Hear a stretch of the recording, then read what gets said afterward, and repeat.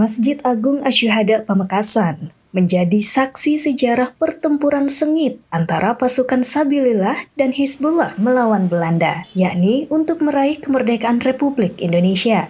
Masjid Agung Asyhada Pamekasan ini pertama kali dibangun pada masa pemerintahan Pangeran Ronggo Sukowati yang diangkat sebagai raja di Keraton Pamelingan Pamekasan pada tahun 1530 Masehi. Ronggo Sukowati didaulat sebagai raja pertama yang menganut agama Islam. Kemudian, melalui perintah dari guru-gurunya, ia mendirikan masjid yang awalnya dikenal dengan nama Masekitrato atau Masjid Raja. Tidak hanya itu, Masjid Agung Asyhada menjadi saksi pertempuran sengit antara pasukan Sabilillah dan Hizbullah melawan Belanda, yang mana pertempuran tersebut berlangsung sekitar 5 jam berturut-turut, yakni pada hari Sabtu tahun 1948.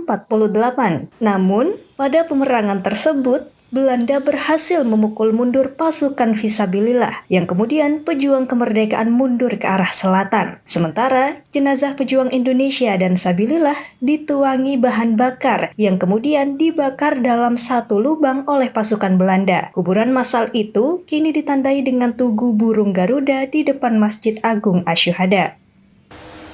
Karena masjid ini menurut sejarah memang jadi benteng terakhir dari tentara kita, para Sabil, para Hizbullah, tentara ketika penyerangan malam Sabtu tahun 48. Itu di Apollo itu kompi Belanda. Nah, di sini sudah dikepung Kurem, oleh Kambang, Pasar Baru, dari Pegadaian, itu sudah masuk. Biasanya malam Sabtu ini, kata kakek saya, itu ada taptuk, semacam pawai lah dari pendopo ke karesidenan. Itu bupati beserta pembesar-pembesar Belanda.